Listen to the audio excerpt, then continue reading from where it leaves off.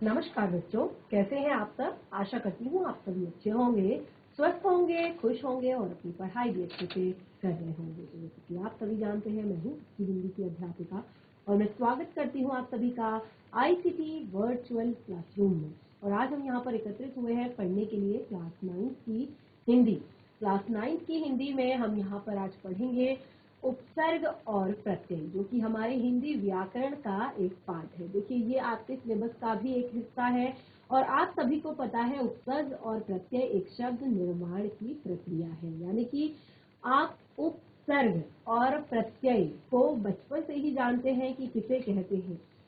कुछ यहाँ पर मैं आपको पहले शब्द दूंगी, एग्जाम्पल कुछ दूंगी, उसके बाद आप समझेंगे कि किसे कहते हैं उपसर्ग और किसे कहते हैं प्रत्यय। तो सबसे पहले हम यहाँ पर उपसर्ग को समझ लेते हैं, उसके बाद प्रत्ययों को हम पढ़ेंगे। तो बिल्कुल आप चाहे तो रफ नोटबुक या फेयर नोटबुक में नोट डाउन जरूर करें, क्योंकि जब तक आप नोट डाउन नहीं करेंगे आपको चीजें समझ नहीं आएंगी। आप केवल और केवल समझ कर अगर आप इसे छोड़ देंगे तो आपको रिवाइज करने के लिए कुछ नहीं होगा। तो नोट डाउन जरूर करें। चलिए स्टार्ट करते हैं अपने सेशन को। देखिए, यहाँ पर मैं कुछ शब्दांश लेती हूँ और उनको देखिए, यहाँ पर कुछ शब्दांश लेते हैं। पहले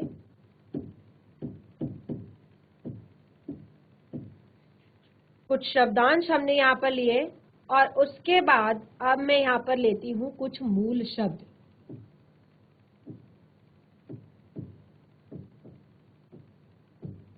और उसके बाद आप देखिए क्या नया शब्द बनता है। जैसे कि मैंने आपको कहा कि उपसर्ग और प्रत्यय क्या है, शब्द निर्माण की प्रक्रिया है, ये आप सभी जानते हैं।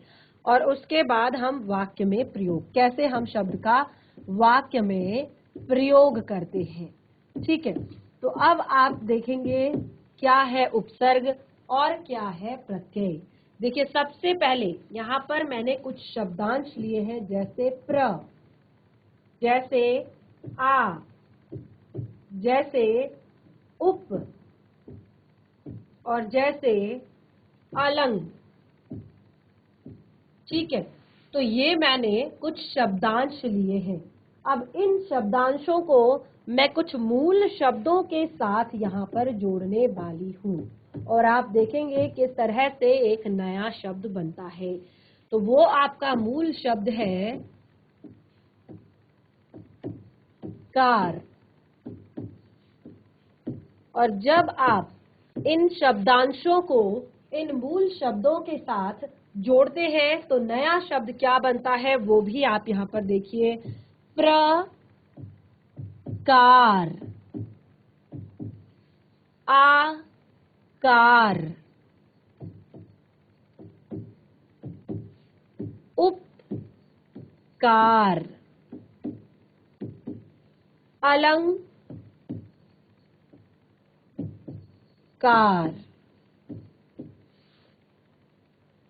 प्रकार, आकार, उपकार, अलंकार। और देखिए इनका वाक्य प्रयोग देखिए आप किस प्रकार करोगे। तुम किस प्रकार नाचोगे।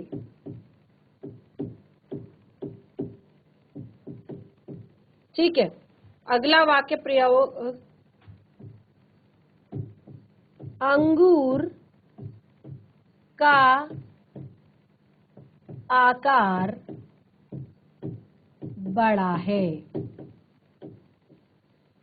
ठीक है, सदा उपकार करना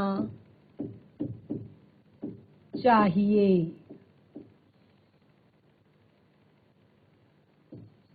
अलंकार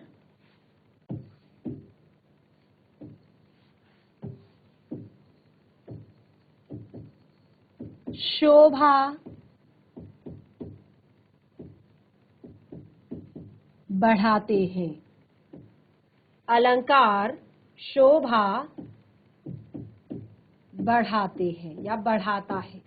ठीक है, तो अब आपने यहाँ पर क्या देखा, यहाँ पर देखा कि आपका यहाँ पर जो अलग अलग जो उदाहरण हमने यहाँ पर कुछ एग्जाम्पल जो हमने दिए हैं, इसमें सभी शब्दों का, सभी शब्दांशों पर लगा हुआ मूल शब्द एक ही है।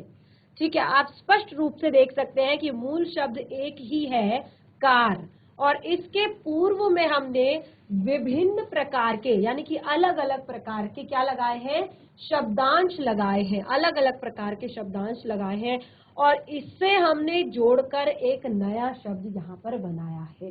ठीक है, इन शब्दांशों को जोड़कर हमने नया शब्द बनाया है। और देखिए, आप देख सकते हैं जबकि मूल शब्द जो है, जबकि जो नए शब्द का एक तरह से निर्माण जो है वो एक ही मूल शब्द से हुआ है, फिर भी आप देख सकते हैं कि उनके अर्थ में कितना अंतर है, कितना ज्यादा चेंज है। जैसे देख सकते हैं मूल शब्द कार कार कार कार ही है, लेकिन आप जो नया शब्द बना है आप देख सकते हैं कितना ज्यादा अंतर है। प्रकार, आकार, उपकार, अलंकार, यानी कि अर्थों में बहुत ज्यादा एक तरह से अंतर है, भिन्नता है। तो देखिए, मूल शब्द जो मूल शब्दों में, मूल शब्दों के प्रारंभ में जो जोड़े जाते हैं शब्दांश, उन्हीं को उपसर्ग कहते हैं। यानी कि अगर आप हिंदी में, इंग्लिश में पढ़ेंगे तो इसे कहते हैं प्रीफिक्स। प्री का अर्थ होता है पहले, फिक्स का अर्थ होता है जुड़ना, प्रीफिक्स। ठीक है, जो किसी भी मूल शब्द के पहले लगकर शब्द के अर्थ को बदल देता है, एक नए शब्द का निर्माण करता है, उसी को उपसर्ग कहा जाता है। ठीक है, उसी को क्या कहा जाता है, उपसर्ग कहा जाता है। और देखिए, यहाँ पर आप इस तरह से इसकी परिभाषा भी लिख सकते हैं। ठीक है, इसकी परिभाषा भी आप यहाँ पर लिख सकते हैं, किसकी, उपसर्ग की। उपसर्ग होते क्या है। ठीक है, अब आप परिभाषा खुद से बनाने की कोशिश कीजिए। परिभाषा अभी अभी मैंने आपको बताया कि क्या होती है परिभाषा, किसे कहते हैं, उपसर्ग। शब्दांश जो किसी मूल शब्द के प्रारंभ में लगकर, मूल शब्द के प्रारंभ में लगकर उसके अर्थ को पूरी तरह से परिवर्तित कर देते हैं, उन्हें कहते हैं उपसर्ग। ठीक है, तो उपसर्ग हमने यहाँ पर जान लिया कि किसे कहते हैं। अब यहाँ पर काफी सारे एग्जाम्पल्स हम लेंगे और उससे हम समझेंगे उपसर्गों को। ठीक है, उसके बाद हम समझेंगे प्रत्यय को। देखिए, कुछ एग्जाम्पल यहाँ पर देखिए, मैंने अभी आपको कुछ एग्जाम्पल भी दिए थे, और कुछ एग्जाम्पल और हम यहाँ पर देते हैं शुरुआत में। परिभाषा आपने लिख ली होगी, उसी परिभाषा के ठीक नीचे आप इस तरह से एग्जाम्पल लिखेंगे। चलिए नोट डाउन कीजिए ये सारे एग्जाम्पल। जैसे सुपुत्र, तो सु आपका क्या है, उपसर्ग है। निहार, निराहार, इसको क्या कहेंगे, निहार। विहार, विहार। उपहार, उपहार। प्रहार, प्रहार। आहार, आहार। संहार, संहार। तो यहाँ पर भी आप देख सकते हैं कि हमने एक जैसे बहुत सारे यहाँ पर मूल शब्द लिए हैं, जैसे हार, विहार, उपहार, प्रहार, आहार, संहार, निराहार। ठीक है, तो ये आपके एक जैसे बहुत सारे हमने यहाँ पर मूल शब्द लिए हैं, और अलग अलग तरह के प्रत्यय उसमें जोड़े हैं, अलग अलग तरह के शब्दांश उनमें जोड़े हैं। तो मूल शब्द में जुड़ने वाले जो शब्दांश होते हैं वही क्या कहलाते हैं, उपसर्ग कहलाते हैं। अलग अलग तरह के उपसर्ग हमने उसमें जोड़े हैं। उपसर्ग यानी कि प्रीफिक्स, ध्यान रखिएगा, कंफ्यूज बिल्कुल नहीं होइएगा। उपसर्ग यानी कि प्रीफिक्स, जो पहले लगते हैं।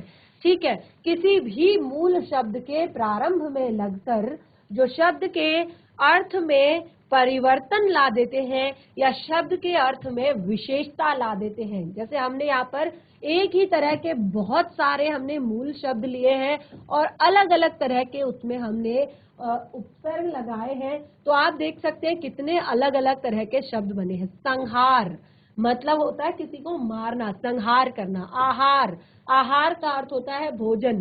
प्रहार का अर्थ होता है आक्रमण करना। उपहार का अर्थ होता है गिफ्ट। ठीक है। विहार का अर्थ होता है घूमना, निहार का अर्थ होता है देखना, या निराहार का अर्थ होता है बिना भोजन के। तो देखिए एक ही शब्द से कितने सारे अलग अलग, अगर हमने उसमें शब्दांश जोड़े तो कितने सारे हमारे यहाँ पर शब्द बन गए। तो इसी तरह से आगे भी इसके बहुत सारे एग्जाम्पल हैं यहाँ पर, उनको भी हम देखेंगे। अब देखिए हिंदी शब्द रचना के लिए प्रयोग किए जाने वाले उपसर्ग 3 प्रकार के होते हैं। जो हिंदी में शब्द रचना हम करते हैं, हिंदी में शब्दों की रचना करने के लिए, देखिए जब आप छोटे बच्चे होते हैं, अभी आप क्लास 9th में हैं, तो आपके लिए देखिए मैंने आपको यहाँ पर बताया कि उपसर्ग और प्रत्यय, और जब आप अभी 9th में जब आप आ गए हैं तो अब आपको उपसर्गों के प्रकार भी पता होने चाहिए। तो उपसर्गों के 3 प्रकार होते हैं, तत्सम, तत्भव और आगत। इससे पहले आपने उपसर्गों के यहाँ पर अलग अलग भेद पढ़े हैं, अलग अलग टाइप्स पढ़े हैं, जैसे कि आपके संस्कृत के उपसर्ग, उर्दू फारसी के उपसर्ग, हिंदी के उपसर्ग, अंग्रेजी के उपसर्ग। ठीक है, अब हम यहाँ पर उपसर्गों के प्रकार आपको पढ़ा रहे हैं। तो सबसे पहला है तत्सम, दूसरा है तत्भव और तीसरा है आगत। तो इसके लिए आपको क्या करना चाहिए, सबसे पहले आपको पता होना चाहिए कि तत्सम क्या होता है, फिर आपको पता होना चाहिए तत्भव क्या होता है, और आपको पता होना चाहिए कि आगत क्या होता है। ठीक है, तो जैसे तत्सम शब्द से ही पता चल रहा है, तत्सम शब्द से पता चल रहा है कि उसके जैसा। ये मैंने आपको शब्द जब पढ़ाए थे तब मैंने आपको बता दिया था कि किसे कहते हैं तत्सम, किसे कहते हैं तत्भव। तो तत्सम उसके जैसा, यानी कि जब भी कोई शब्द संस्कृत भाषा से, जैसे कि हमारी जो हिंदी भाषा है उसकी जो उत्पत्ति हुई है वो संस्कृत से हुई है, तो जब हम संस्कृत भाषा से किसी भाषा को हिंदी में एज इट इज लिख देते हैं, एज इट इज बिल्कुल उसी के जैसा हम प्रयोग कर देते हैं, तो उसको कहते हैं हम तत्सम। ठीक है, तो एक तो तत्सम टाइप के होते हैं, दूसरा है तत्भव। तत्भव यानी कि उसके जैसा या उससे उत्पन्न हुआ, तत्भव। ठीक है, जब हम किसी भी शब्द को यहाँ पर लाकर चेंज कर देते हैं, जैसे अगर आप एग्जाम्पल देखिए, एक एग्जाम्पल है आपका अग्नि, और एक एग्जाम्पल है आपका आग। ठीक है, एक एग्जाम्पल है आपका ग्रह, एक एग्जाम्पल है आपका घर। ठीक है, तो एक जो आप देख रहे हैं अग्नि, ये आपका संस्कृत शब्द है तो इसको हम कहेंगे तत्सम, ये आपका संस्कृत शब्द है तो हम इसको कहेंगे तत्सम। ठीक है, और जो हमने खुद से जिनका हमने निर्माण किया है, यानी कि संस्कृत शब्दों से हमने जिसको हिंदी में लिखा है, उसको कहते हैं तत्भव, उससे पैदा हुआ, उससे बना हुआ। ठीक है, तो 3 तरह के आपके यहाँ पर शब्द होते हैं, आगत शब्द, आगत प्रत्यय, और आपका तत्सम प्रत्यय, और आपका तत्भव प्रत्यय। तो देखते हैं शुरुआत से हम यहाँ पर कि कौन कौन से हैं हमारे तत्सम प्रत्यय, और कौन से हैं हमारे तत्सम उपसर्ग, और कौन से हैं हमारे तत्भव। अब जो तत्सम उपसर्ग जो है, ये ज्यादातर संस्कृत के उपसर्ग होते हैं। अब देखिए मैंने आपको जो पहले पढ़ाए थे, जो मैंने आपको पहले जो चीजें पढ़ाई थी उपसर्ग और प्रत्यय में, वो आपकी छोटी क्लासेस, यानी कि आपको ये सारी चीजें नहीं क्लियर की जाती, आपको केवल और केवल भेद बताए जाते हैं कि हिंदी के उपसर्ग, संस्कृत के उपसर्ग। ठीक है, लेकिन अभी हम यहाँ पर तत्सम उपसर्ग की बात कर रहे हैं। तो तत्सम उपसर्ग जो होगा वो हमेशा कैसा होगा, संस्कृत का उपसर्ग होगा, क्योंकि वो संस्कृत भाषा से बिल्कुल उसमें कोई चेंज नहीं किया है, कोई बदलाव नहीं किया है, और उसको एज इट इज बिल्कुल ऐसे का ऐसा हमने हिंदी में उसका प्रयोग कर दिया है। तो देखिए हिंदी में प्रयुक्त तत्सम उपसर्ग संस्कृत से आए हैं। संस्कृत में 22 उपसर्ग हैं। इन उपसर्गों से बने अनेक शब्द हिंदी में मिलते हैं। तो ये ध्यान रखिएगा, नोट डाउन भी कर लीजिए कि हिंदी में प्रयुक्त जो तत्सम उपसर्ग हैं वो सब संस्कृत से आए हैं, क्योंकि संस्कृत भाषा की हिंदी भाषा की उत्पत्ति संस्कृत से हुई है। तो सारे शब्द जो है संस्कृत से आए हैं और संस्कृत में टोटल 22 उपसर्ग हैं और इन उपसर्गों से बने अनेक शब्द जो है हिंदी में मिलते हैं। कुछ एग्जाम्पल्स यहाँ पर हम देखते हैं कि क्या क्या एग्जाम्पल्स हैं उन शब्दों के। जैसे अब आप देखिए, उपसर्ग है अति। अति ये आपका संस्कृत का उपसर्ग है। ये क्या है? आपका संस्कृत का उपसर्ग है। तो अति का अर्थ होता है अधिक। ठीक है, अति का क्या अर्थ होता है? अति का अर्थ होता है अधिक। तो इसके एग्जाम्पल देखिए, अति कोमल, अत्याचार। ठीक है, अति का अर्थ होता है अधिक। अति जो शब्द है वो संस्कृत का शब्द है। तो उससे उसके अर्थ को हमने पहले बताया और उसके बाद हमने उसके उदाहरण यहाँ पर लिखे। तो अति कोमल, अत्याचार, तो ये क्या है? आपके तत्सम उपसर्ग हैं। इनको हिंदी में बिल्कुल एज इट इज हमने प्रयोग किया है। ठीक है, अब देखिए अधि। अधि भी आपका संस्कृत का उपसर्ग है और इसको भी हमने यहाँ पर सबसे पहले इसका अर्थ क्लियर किया है। अधि का अर्थ होता है श्रेष्ठ या ऊपर। अधि का अर्थ होता है श्रेष्ठ या ऊपर, जैसे अधिकार, अध्ययन।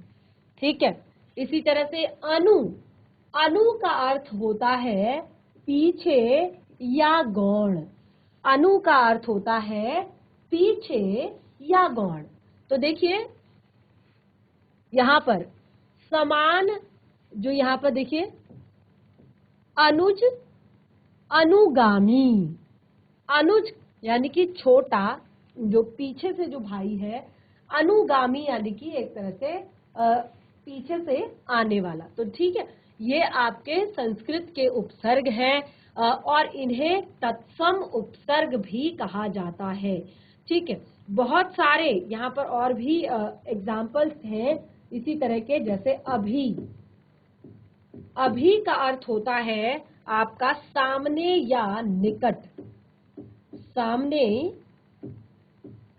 या निकट। और इसका आपका क्या उदाहरण होगा? जैसे अभिमान। ठीक है, ये देखिए संस्कृत के उपसर्ग को बिल्कुल हिंदी में ऐसे का ऐसे ही प्रयोग किया है। अभियान। ठीक है, अभिमान, अभियान, अभिशाप।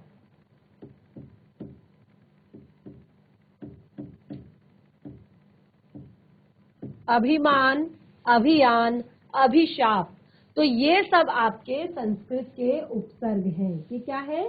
संस्कृत के उपसर्ग हैं। क्लियर हुआ ये संस्कृत के उपसर्ग। अब आपने यहाँ पर अभी तक अपना एक उपसर्ग क्लियर कर लिया है, जो है आपका तत् उपसर्ग। तत्सम उपसर्ग में आपके सारे संस्कृत के उपसर्ग आते हैं। ठीक है, अब दूसरा है आपका तत्भव उपसर्ग। तत्भव उपसर्ग क्या होते हैं? तत्भव उपसर्ग होते हैं जो संस्कृत से हिंदी में बिल्कुल सेम नहीं आए हैं, बल्कि बनाए गए हैं, बल्कि हमने उनको बनाया है। ठीक है, तो ध्यान से देखिएगा कौन कौन से होते हैं आपके। जैसे तत्भव उपसर्ग मूलतः संस्कृत के तत्सम उपसर्गों से ही विकसित हुए हैं, यानी कि संस्कृत से ही बने हैं। संस्कृत से हिंदी में आए हैं, संस्कृत से बने हैं हिंदी में। वे मुख्यतः अभाव, निषेध, संख्या, अच्छाई, बुराई, पूर्णता आदि का अर्थ लिए हुए हैं। यानी कि इनमें क्या क्या अर्थ आते हैं जब आप इनको लिखेंगे? इसमें आपका आता है अभाव का आता है, निषेध का अर्थ आता है, संख्या का अर्थ आता है, अच्छाई या बुराई का अर्थ आता है, पूर्णता आदि का अर्थ इसमें आता है। तो देखिए अब यहाँ पर हिंदी के उपसर्ग भी आप इनको कह सकते हैं। ठीक है। हिंदी के उपसर्ग भी आप कह सकते हैं, जैसे यहाँ पर देखिए अ या अन शब्द का प्रयोग किया है, अ या अन शब्द का प्रयोग किया है। तो देखिए अ से क्या बनेगा, अभाव, या तो इसको देखिए अभाव या निषेध का अर्थ प्रकट हो रहा है। तो देखिए अनहोनी शब्द क्या बनेगा, अनहोनी या अथाह। ठीक है, अ या अन शब्द हमने लिया तो अभाव, अथाह, और भी बहुत सारे शब्द ले सकते हैं, जैसे अनपढ़। ठीक है, अनपढ़, या बहुत सारे हम यहाँ पर शब्द ले सकते हैं, अजर, अजर, अचल, अचल। ठीक है, या अनमोल।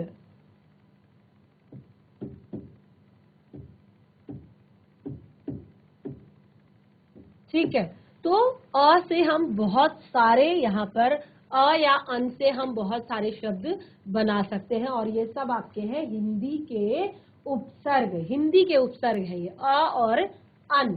ठीक है, उसके बाद अब आपका आता है हिंदी के उपसर्ग है, इसीलिए इन्हें तत्भव कहा है, यानी कि संस्कृत से ये हिंदी में आए हैं, संस्कृत से हिंदी में इनको बनाया गया है, चेंज किया गया है। दूसरा है उन और कम। ठीक है, दूसरा है उन और कम, जैसे उनका, उनमें हमने शब्द बनाया 49 और 59। ठीक है, 49, 59। ठीक है, तो इस तरह से इसमें और भी शब्द बन सकते हैं, जैसे आपका 29,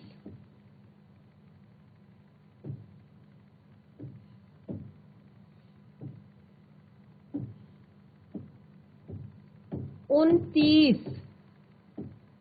या 19, 29 या 19। ठीक है, इसी तरह से कुछ और शब्द है, जैसे देखिए सु और स, सु और स, इसका देखिए यहाँ पर बताया है सपूत सुघड़, सपूत सुघड़, तो इसका अर्थ यहाँ पर बताया गया है अच्छा। ठीक है, सपूत एक होता है क, तो इसको उसको हम लगाएंगे कपूत। ठीक है, क अभी अगर हम यहाँ पर लगाएं तो वो होगा कपूत, क भी इसका एक यहाँ पर एग्जाम्पल हो सकता है, जैसे क का अर्थ होता है बुरा, जैसे कपूत। ठीक है, जैसे सपूत लिखा है वैसे ही कपूत। ठीक है, तो देखिए यहाँ पर सपूत, सुघड़, और भी बहुत सारे शब्द लिख सकते हैं, सुगम। ठीक है, जैसे सुपात्र, सुपात्र, और आपके 100 से भी और बहुत सारे और बन सकते हैं, जैसे सकाम, सरस। ठीक है, तो इस तरह से आप स से भी बहुत सारे और सु से भी बहुत सारे आप शब्द बना सकते हैं। तो ये सब आपके क्या है, हिंदी के उपसर्ग है, यानी कि ये सब हिंदी के उपसर्ग हैं, और जो कि आपके किसी भी नए शब्द के निर्माण में या शब्द के एक तरह से अर्थ में परिवर्तन या विशेषता लाने का काम करते हैं। जैसे हमने यहाँ पर अ लगाया तो ये हो गया अभाव, यानी कि इसकी किसी चीज की कमी। जैसे निषेध, अभाव का भी अर्थ होता है कि नहीं है, निषेध। जैसे अनहोनी। ठीक है, अथाह, अनपढ़, अजर, अचर, अनमोल। ठीक है, इसी तरह से उन और कम, 49, 59, 29, 19। ठीक है, उनका अर्थ होता है कम। तो जैसे 20 से एक कम 19, 30 से एक कम 29, 60 से एक कम 59, 50 से एक कम 49। ठीक है, क्लियर हुआ ये सभी को? तो दो तरह के उपसर्ग हमने यहाँ पर क्लियर कर लिए हैं, ये सब आपने पढ़ा भी है पहले। तो पहले हमने बिल्कुल सीधे सीधे हमने यहाँ पर कह दिया कि हमारे जो उपसर्ग या प्रत्यय होते हैं वो कितने टाइप के होते हैं। तो हमने हिंदी के उपसर्ग और संस्कृत के उपसर्ग और बहुत सारे तरह के उपसर्ग हमने पढ़े, अंग्रेजी के उपसर्ग। अब हम इनको तत्सम और तत्भव के रूप में पढ़ रहे हैं। तो मुझे लगता है काफी कुछ आपको क्लियर यहाँ पर हो गया है। तत्सम यानी कि जो संस्कृत से हिंदी में एज इट इज प्रयोग किया जा रहा है, बिल्कुल वैसे ही प्रयोग किया जा रहा है, उसको हम कहेंगे तत्सम। और बहुत सारे एग्जाम्पल हमने यहाँ पर तत्सम जो आपके उपसर्ग हैं उनके देख लिए। इसको आप संस्कृत के उपसर्ग भी कह सकते हैं, क्योंकि संस्कृत से ये सीधे सीधे हिंदी में प्रयोग किए जा रहे हैं। उसके बाद आपका आता है अगला, ये आप सभी ने नोट डाउन कर लिया होगा। आगे बढ़ते हैं और अब हम देखते हैं यहाँ पर आगे जो है हमारे कुछ और हमारे इसमें आते हैं, जैसे उर्दू और फारसी के उपसर्ग। ये भी आपने पढ़े हैं, उर्दू और फारसी के उपसर्ग। परिभाषा हमने लिख ली। यहाँ पर हमने दो टाइप के उपसर्ग पढ़ लिए। सबसे पहले हमने यहाँ पर पढ़े संस्कृत के उपसर्ग, उसके बाद हमने पढ़े हिंदी के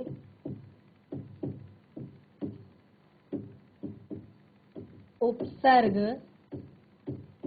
और देखिए हम यहाँ पर तत्सम और तत्भव जो पढ़ रहे हैं, उनके अलावा कुछ और जो हमारे हैं वो हमारे हैं आगत। आगत जिसको हम यहाँ पर पढ़ेंगे, आगत उपसर्ग। ठीक है, आगत उपसर्ग जो है उसे किसे कहते हैं? जो हमारी हिंदी भाषा में किसी और भाषा से आए हुए हैं।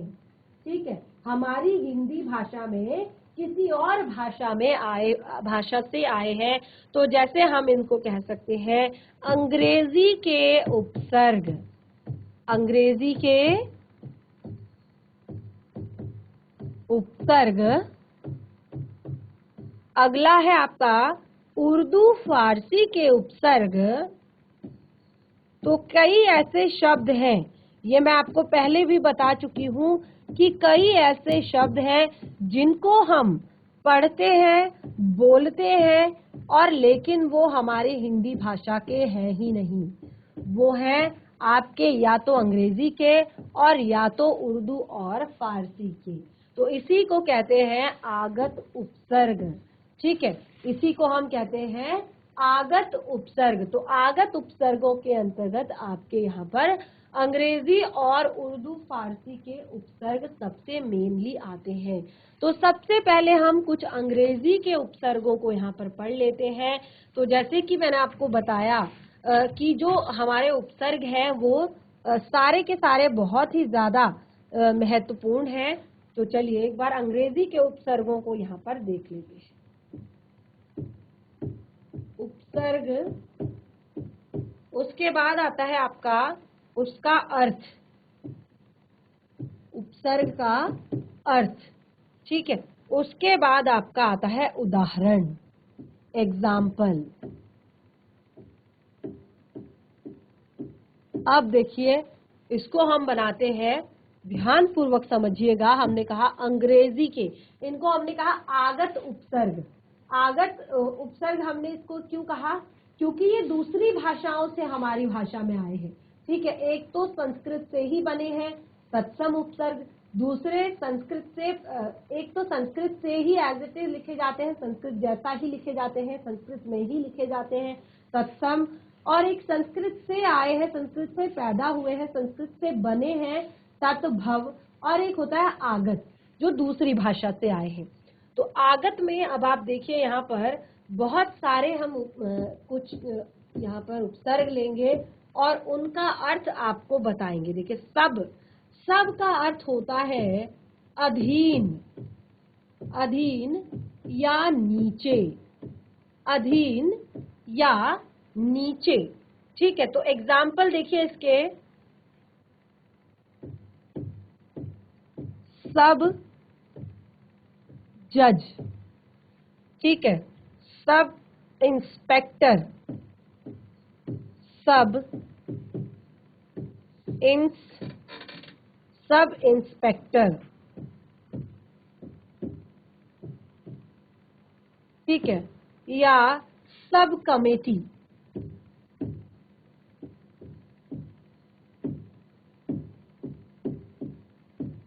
ठीक है।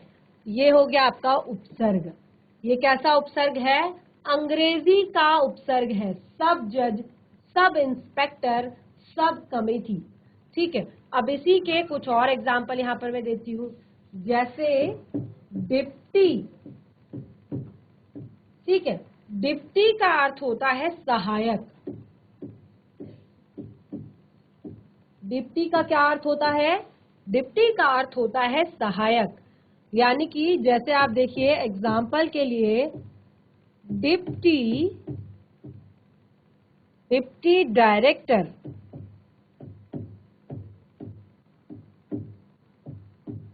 डिप्टी डायरेक्टर, डिप्टी कमिश्नर,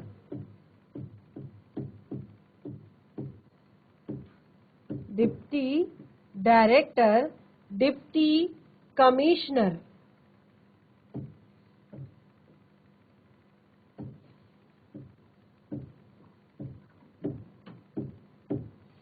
ठीक है।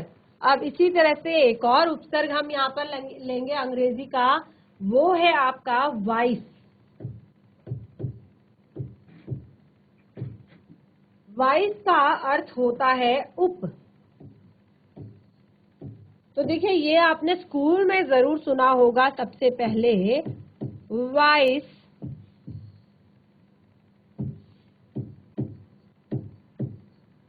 वाइस प्रिंसिपल,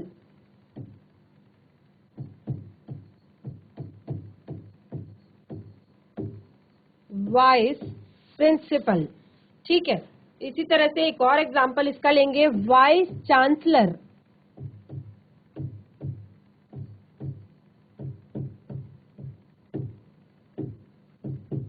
तो ये है हमारे आगत उपसर्ग।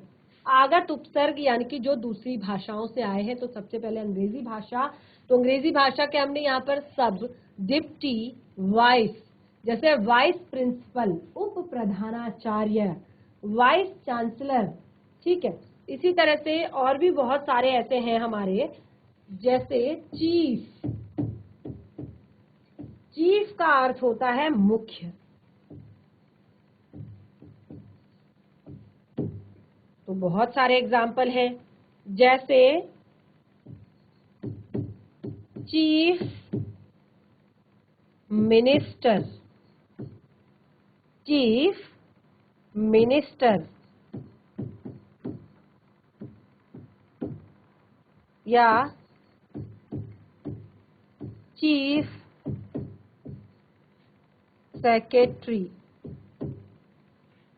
चीफ सेक्रेटरी, ठीक है। ये कुछ यहाँ पर एग्जाम्पल हमने लिखे। और भी बहुत सारे हैं, जैसे आप लिख सकते हैं जर्नल, ठीक है। उसके बाद आप लिख सकते हैं असिस्टेंट, ये सारे आपके उपसर्ग ही है, ठीक है। ये सारे आपके क्या है? उपसर्ग है। असिस्टेंट, या आप लिख सकते हैं हेड। तो इनके भी आप यहाँ पर अर्थ लिखेंगे और कुछ एग्जाम्पल भी लिखेंगे। जैसे मैंने कहा जर्नल, जर्नल का आप लिख सकते हैं जर्नल मैनेजर।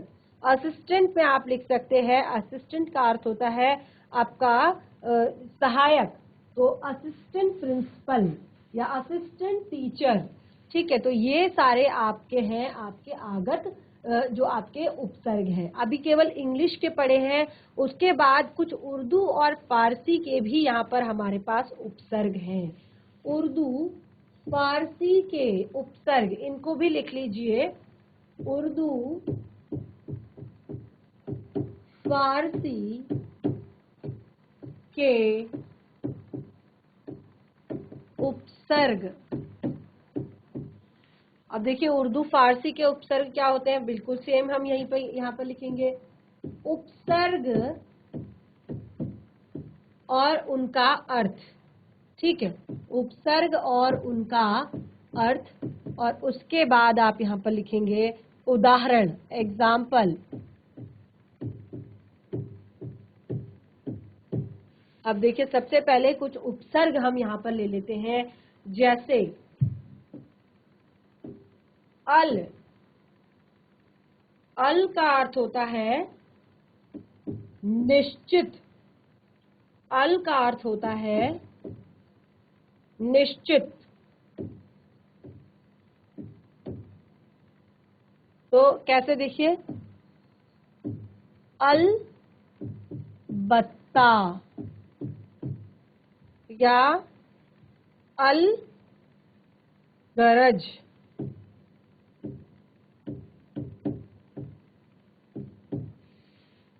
इसी तरह से कुछ और यहाँ पर एग्जाम्पल लेंगे, जैसे गैर। तो गैर का अर्थ होता है आपका, जो गैर का अर्थ होता है निषेध या नहीं। गैर का अर्थ होता है निषेध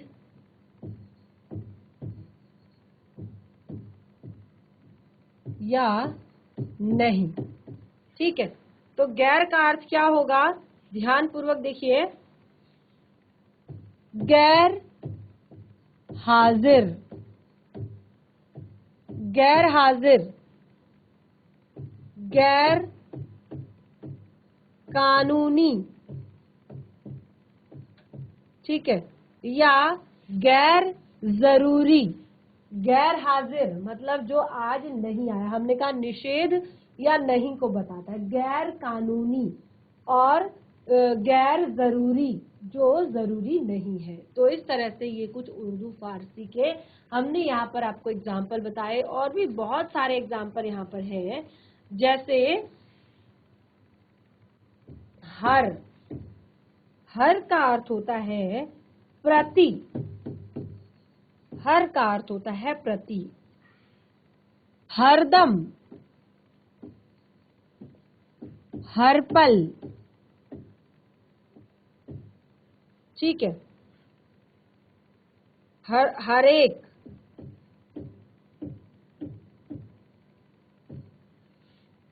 इसी तरह से हम। एक और यहाँ पर लेंगे उपसर्ग। हम का अर्थ होता है समान या बराबर। समान या बराबर। तो देखिए, इसके एग्जाम्पल क्या होंगे, हमदर्द, हम उम्र, ठीक है, हमदर्द, हम उम्र, या और भी बहुत सारी चीजें आप लिख सकते हैं, हमदर्द, हम उम्र, हम दम, ठीक है। तो ये सारे आपके उर्दू और फारसी के आपके उपसर्ग हैं। तो ये आपको यहाँ पर क्लियर हुआ। अभी तक हमने देखिए यहाँ पर तत्सम, तद्भव और आगत शब्दों के जो उपसर्ग हैं वो हमने पढ़े हैं, और इन तीनों के अंतर्गत ही आते हैं आपके जो शुरुआत से ही, एक तो आते हैं आपके तत्सम, एक आते हैं आपके तद्भव, और आगत के अंतर्गत आपके आते हैं आपके उर्दू के, और आप फारसी के, और आपके अंग्रेजी के उपसर्ग। ठीक है, तो ये सारे यहाँ पर क्लियर हो गए हैं। संस्कृत के उपसर्ग, हिंदी के उपसर्ग, उर्दू के उपसर्ग, फारसी के उपसर्ग, अंग्रेजी के उपसर्ग, ये यहाँ पर उपसर्ग टॉपिक जो है लगभग यहाँ पर हमारा क्लियर हो गया है। अभी तक हमने यहाँ पर 4 तरह के उपसर्गों को पढ़ लिया है। ठीक है, 4 तरह के उपसर्गों को हम पढ़ चुके हैं, और अब हम आगे बढ़ते हैं अपना जो अगला टॉपिक है, यानी कि प्रत्यय की तरफ। तो क्या होता है प्रत्यय? देखिए, उपसर्ग में मैंने आपको शुरुआत में ही बताया था कि उपसर्ग क्या होते हैं। उपसर्ग यानी प्रीफिक्स। प्री का अर्थ होता है पहले, फिक्स का अर्थ होता है जुड़ना। तो जो पहले लगकर किसी भी शब्द के प्रारंभ में जुड़कर उसके अर्थ में परिवर्तन ला देते हैं या अर्थ में विशेषता ला देते हैं, और इस तरह से एक नए शब्द का निर्माण करते हैं, ये उपसर्ग कहलाते हैं। तो अभी तक उपसर्ग का पूरा टॉपिक आपको यहाँ पर क्लियर हो गया है।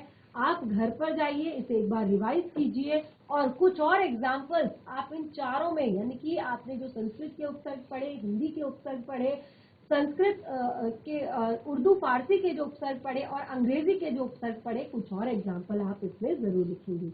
बाकी हम प्रत्येक को डिस्कस करेंगे अपने नेक्स्ट सेशन में। इस तरह से हमारे आज का सेशन यहीं पे समाप्त होता है। हम मिलेंगे अपने नेक्स्ट सेशन में, तब तक के लिए धन्यवाद। आपका दिन शुभ हो।